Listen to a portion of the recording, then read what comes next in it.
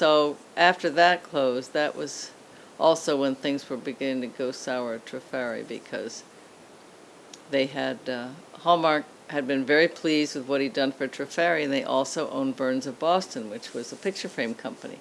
And Burns of Boston wasn't doing so well, and I, in hindsight, realized they wanted to get them to a point where they could be sold, but I don't think we knew that at the time, or I didn't know that. So they made, instead of Dad being president of Trafari, they made him chairman and brought in another guy, Jim Northrup, as president, and he was awful. Awful. He pushed Dad absolutely aside, didn't include him in meetings, kept him out of the loop, and tried to get his office, but Dad wouldn't give up his office. And so Dad was also chairman of Burns of Boston, and he did turn it around. And then they said, "Thank you very much. It's been nice knowing you." And so that was very sad, because that was the first time that he went into a depression, and it was tough times. And that lasted. What year was that? 86. And I think he left in 87, started in 80, he could see the handwriting on the wall, and then I think he left in 87. And I remember the first psychiatrist we went to told him that depression had been nipping at his heels all these years, and he'd always stayed one step ahead, which kind of explained why he did all these other kinds of activities to prove himself. And I mean, for most people, you would think his jobs would have been enough, but apparently it wasn't. So then in 88, he found he wanted to buy a company and run it, because he had the experience with companies, so he figured he knew how.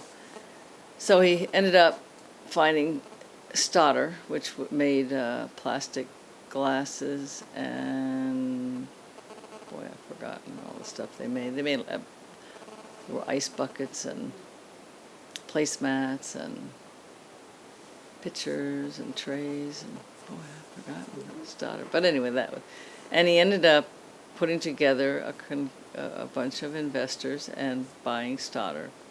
And he agreed to have the two principals stay on for 2 years to help the transition. And that was a disaster. Because Jimmy Stoddard just badmouthed everything he did. And it was awful. I honestly don't know the details, because I only know Stan's side of the story, and there are always two sides, and I don't know the other side. But it ended up going bankrupt. Well, he said, Dad told me that they lied about the inventory, that there was a lot of old inventory that they said wasn't old, and Did they have 2 cents a book? Was that where they had 2 cents a The book? books had been cut. maybe I don't remember too much about it, but I know it was really tough. And then to top it all off, it was most of their product was sold through outdoor furniture stores in the spring, and this was a spring that was cold and rainy, so there were no second orders. They had ordered for the spring, but they didn't sell, so they didn't reorder, and it went from bad to worse. So I think they closed on it in the fall of '89, maybe November, and it went out of business in August of '90. So that was really tough. And then of course, he really went into a depression, because he'd gotten friends to invest, and he felt so guilty. And I could understand that, but I kept saying, nobody invests money they can't afford to lose in something like this. And these were people who had plenty of money that invested. And it was terrible. It was very difficult.